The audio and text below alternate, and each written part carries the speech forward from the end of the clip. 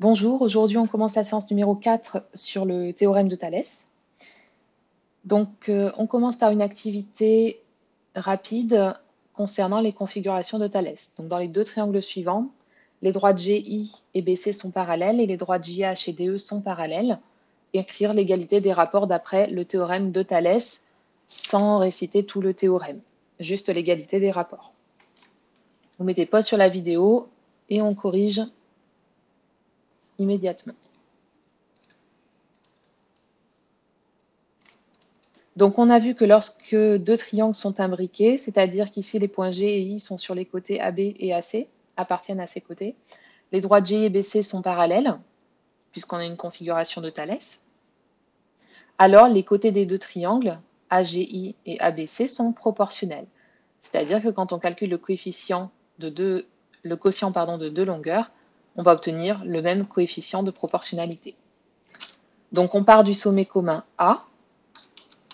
Le côté AG est proportionnel au côté AB. AG sur AB est égal à AI sur AC est égal à GI sur BC. Au numérateur, on met les côtés du petit triangle et au dénominateur, on met les côtés du grand triangle correspondant. Pour le deuxième triangle, donc les deux triangles imbriqués sont les triangles FJH et FED. On a donc les rapports égaux suivants. FH sur FD égale FJ sur FE égale HJ sur DE. 5 points par bonne réponse et puis vous mettez une note sur 10 sur une petite interro d'ici les prochaines séances sur l'application du théorème de Thalès pour calculer une longueur. Et aujourd'hui, donc, on corrige donc l'exercice numéro 4 où justement on va voir comment calculer des longueurs à l'aide de ce théorème. Et puis on verra par la suite comment Thalès a déterminé la hauteur de la pyramide de Khéops durant l'Antiquité grâce à son théorème. Donc dans l'exercici numéro 4, dans la figure ci-contre, AMN est un triangle rectangle en M, AC est égal à 5,2 cm et AB est égal à 4,8 cm. Les longueurs seront données au millimètre près si on obtient des valeurs approchées. Donc ici 5,2 c'est toute la longueur AC et AB, et 4,8 c'est la longueur AB. Les points ABM et ACN sont alignés. Le point C appartient au segment AN, le point B appartient au segment AM. On va donc calculer les longueurs BC, AM et AN manquantes sur cette figure. Donc la longueur BC, on ne peut pas ici utiliser le théorème de Thalès, puisque on connaît bien MN qui lui correspond, mais là on n'a pas deux côtés correspondants que l'on connaît. On n'a pas suffisamment de longueur. Sur deux rapports, il faut connaître 3 longueurs sur les 4. Ici, on n'en connaît pas suffisamment. Donc ici, on va voir quel autre théorème on peut utiliser pour calculer une longueur. On veut calculer la longueur BC qui fait partie du triangle ABC. Ce triangle ABC est un triangle rectangle. Il y a donc un théorème qu'on a vu qui permet de calculer des longueurs dans le triangle rectangle, qui est le théorème de Pythagore. Donc ici, on va utiliser le théorème de Pythagore. Ça fait un petit rappel sur ce qu'on a vu les chapitres précédents. Donc ABC est un triangle rectangle en B. On peut donc utiliser le théorème de Pythagore. Donc on rappelle le théorème de Pythagore. Si on s'en souvient plus, on rouvre son cahier de leçons. On va lire ce théorème et l'exemple correspondant. Donc le carré de l'hypoténuse, donc ici l'hypoténuse c'est le plus grand côté, c'est AC, est égal à la somme des carrés des deux autres côtés. Le côté AB au carré plus le deuxième petit côté BC au carré. Et on remplace par les valeurs. Donc on connaît AC qui vaut 5,2, donc 5,2 au carré. Ensuite, on remplace AB, 4,8 au carré. Et puis BC, on ne connaît pas. Puis ensuite, on calcule ce qu'on peut calculer. Donc, entre autres, on peut calculer 5,2 au carré. Ça donne 27,04. Puis on peut calculer 4,8 au carré. Ça donne 23,04. Et puis BC au carré, on ne connaît pas. Donc ici, on a une addition à trous, quelque chose plus 23,04 pour aller à 27,04. On fait l'opération contraire qui est donc une soustraction, 27,04 moins 23,04. Et on obtient BC au carré égale à 4. On peut vérifier ici, 23,04 plus 4, ça fait bien 27,04. Donc on cherche le nombre qui au carré va donner 4. Il y a deux possibilités, 2 et moins 2. Donc BC égale à 2 ou BC égale à moins 2. Moins 2 au carré, c'est moins 2 fois moins 2, ça fait 4. Et 2 au carré, ça fait 2 fois 2, ça fait 4 aussi. Mais ici, on a un triangle, BC est une longueur, donc on ne peut pas avoir de nombre négatif.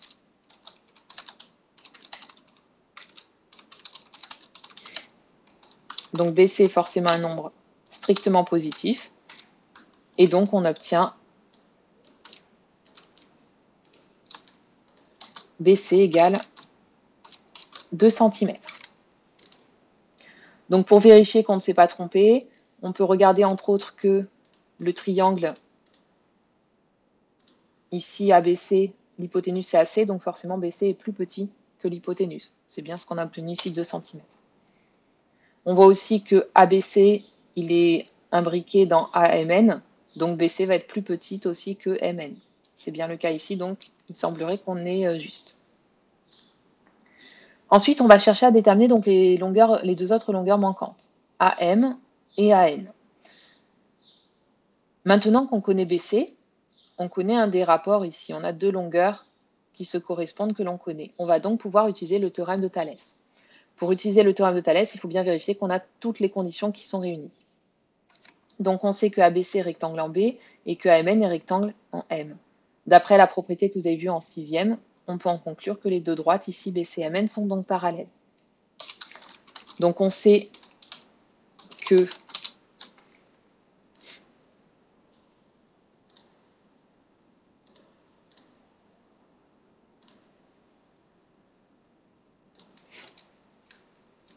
la droite BC est perpendiculaire à la droite AM, puisque le triangle ABC est rectangle en B. Puis on sait aussi que la droite MN, elle est également perpendiculaire à la droite MN, puisque AMN est rectangle également en M.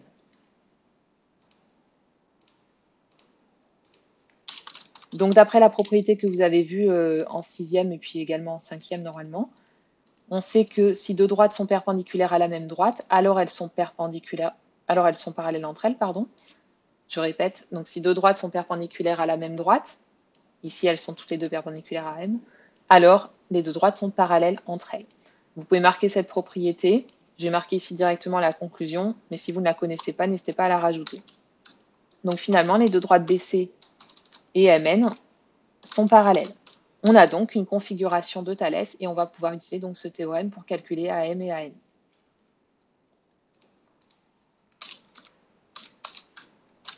Donc on a bien une configuration de Thalès. On vérifie donc les trois conditions. On a bien le point B qui appartient au segment AM. On a bien le point C qui appartient au segment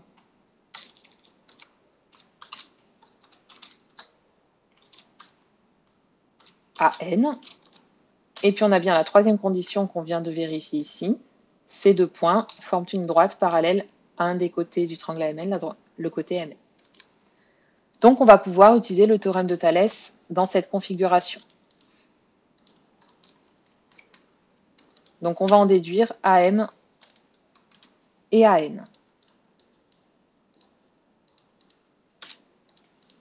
Donc on a bien une configuration de Thalès, c'est ce qu'on vient de dire ici. Et donc on va pouvoir utiliser le théorème de Thalès.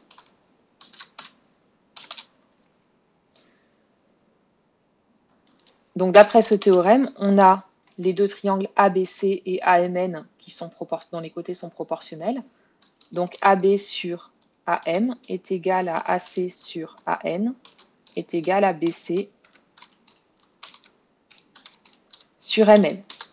Donc je rappelle ici qu'au numérateur, on retrouve le petit triangle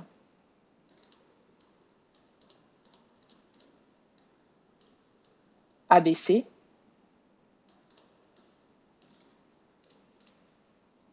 Donc les côtés du petit triangle ABC, AB, AC et BC, en partant toujours du sommet commun.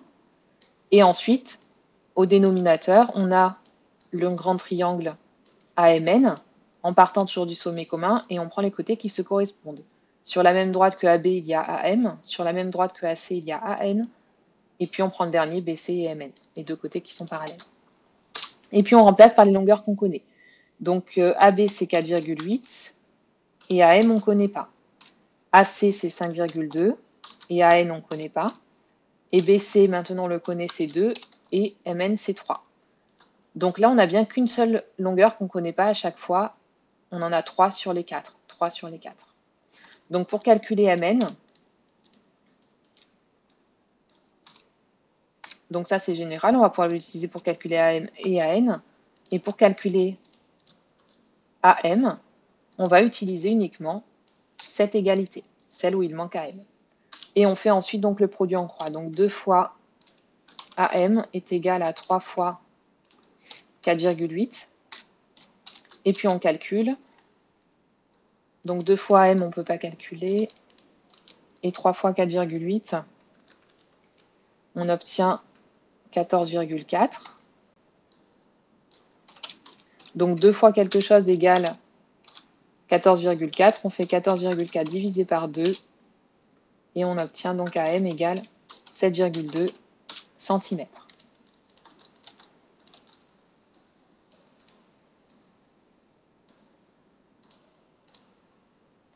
On fait pareil pour le calcul de AN, sauf que cette fois, on va utiliser cette égalité, celle où il manque AM. Et puis, on utilise également le produit en croix. Donc, 2 fois, cette fois, AN est égal à 3 fois 5,2. Puis, on calcule 3 fois 5,2, ça fait 15,6. Et on divise par 2.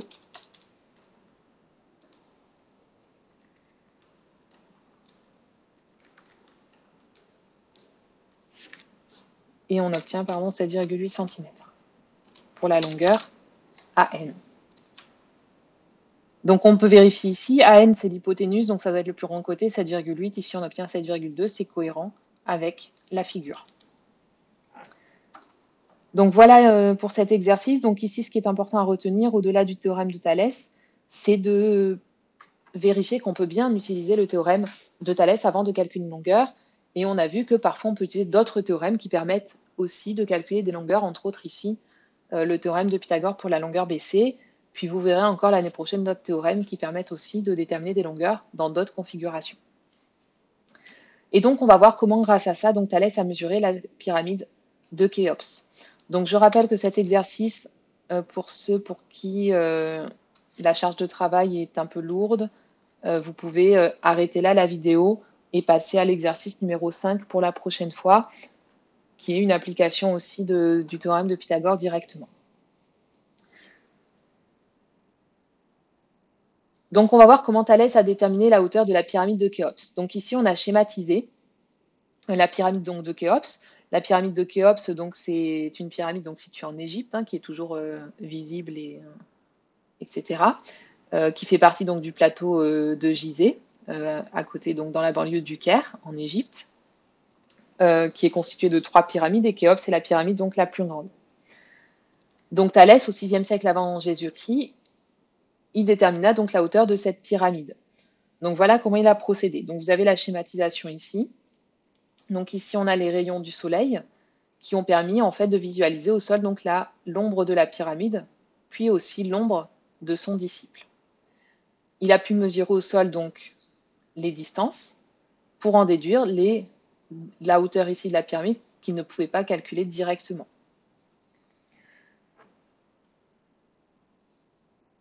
Donc à partir des mesures qui sont données dans l'énoncé, vous allez compléter dans un premier temps donc le schéma et marquer donc toutes les indications qu'on connaît, puis ensuite déterminer qu'est-ce qui forme ici dans ce schéma, donc la configuration de Thalès. Donc vous mettez pause sur la vidéo et vous mettez toutes ces informations-là donc sur le dessin.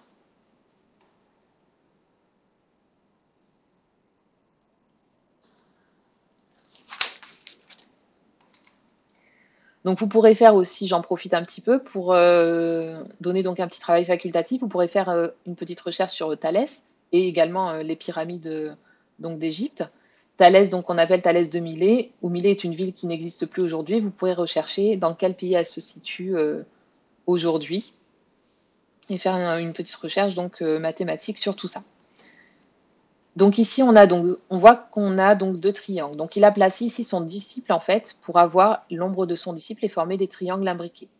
On voit que le triangle AMN et ACB forment une configuration de Thalès. Puisqu'ici, le disciple, il est parallèle à BC. BC, c'est la hauteur de la pyramide. La pyramide, elle est perpendiculaire au sol, bien sûr, et le disciple se tient droit, donc il est aussi perpendiculaire au sol. Comme on l'a vu dans l'exercice précédent, comme on a deux droites ici, donc perpendiculaires au sol, elles sont parallèles entre elles. Ensuite, les mesures qu'on peut... Donc je vous laisse les noter, je ne vais pas moi les noter ici sur le dessin. Donc on sait que le disciple mesure 1,80 m.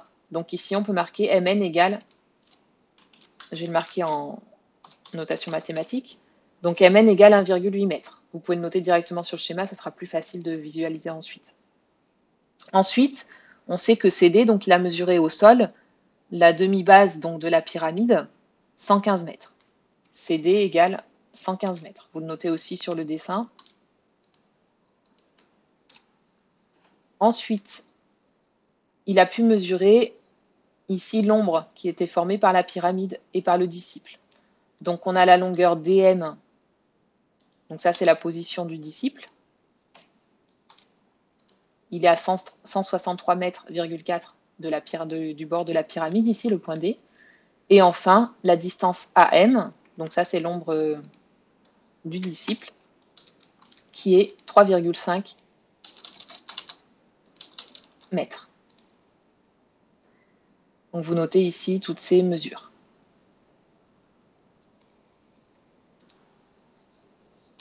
Et on va pouvoir donc utiliser le théorème de Thalès.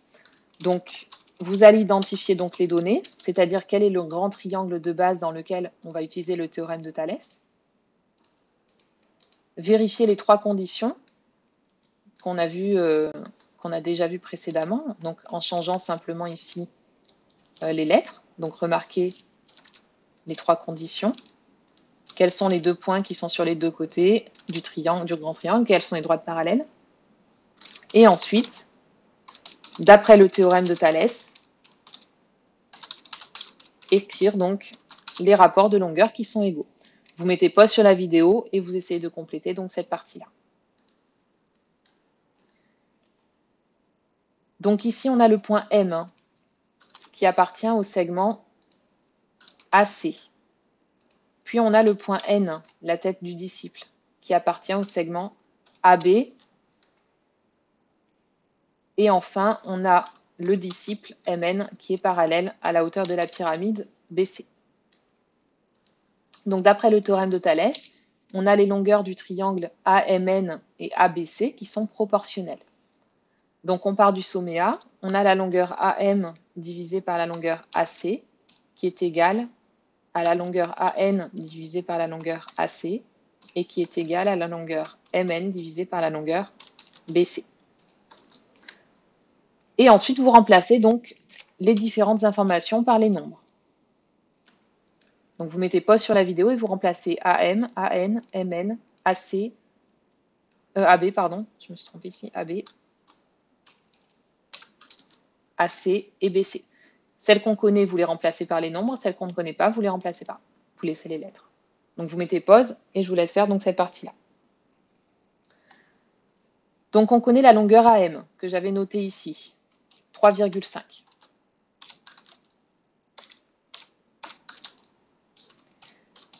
Puis on connaît AB.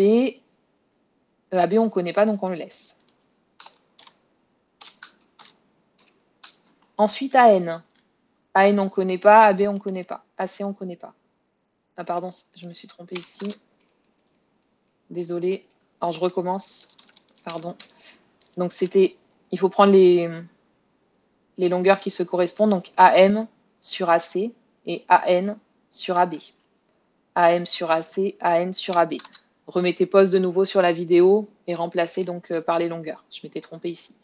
Donc là, on prend le petit triangle AM et le côté qui lui correspond sur le grand triangle AC. AM, AC, ceux qui sont sur la même droite. Mettez pause sur la vidéo donc et remplacez par les nombres. Donc on a AM qui vaut 3,5. Donc AC. Alors là, on a donc deux informations. On sait que AM, ça fait 3,5. On sait que MD, ça fait 163,4. Et on a une troisième information, on sait que CD, ça fait 115. Donc calculez la longueur totale ici, AC. Donc avant de continuer, ici, on va calculer donc la longueur AC, qui est égale à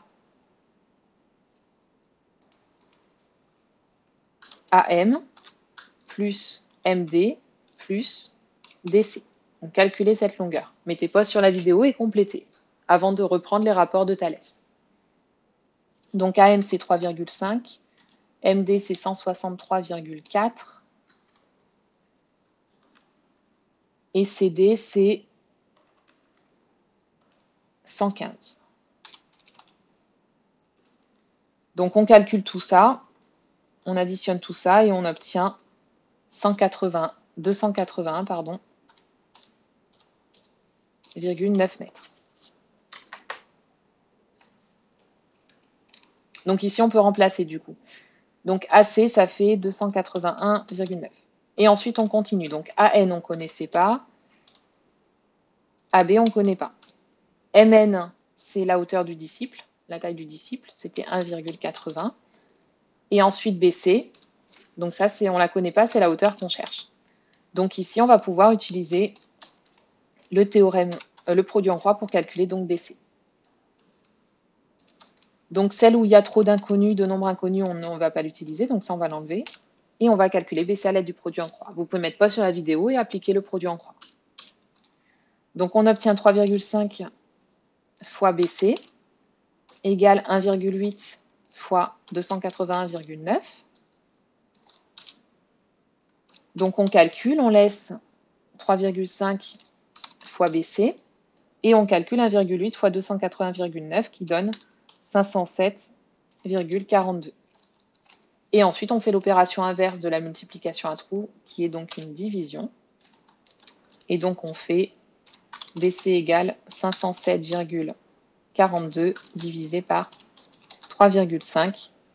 Et là, on va obtenir donc une valeur approximative de la pyramide, qui est environ donc 145 mètres. Donc attention, ici, c'est une valeur approchée qu'on obtient. Et voilà comment il a déterminé donc la hauteur de la pyramide. Donc la légende, elle raconte que c'est le pharaon donc, de l'époque qui lui a lancé ce défi, qu'il a défié donc, sur cette pyramide de déterminer la hauteur, ce qu'il a donc réussi à faire grâce à son disciple. Donc n'hésitez pas à aller faire des recherches supplémentaires sur cette petite histoire, cette petite légende. Déposez votre travail si vous voulez pour que je regarde. Et puis, vous aurez donc pour la prochaine fois un petit exercice d'application pour déterminer donc une hauteur. Donc dans le prochain exercice, on calculera, grâce à des distances que l'on peut mesurer au sol, la distance d'une falaise qu'on ne peut pas mesurer bien sûr à la main facilement. Donc voilà pour aujourd'hui.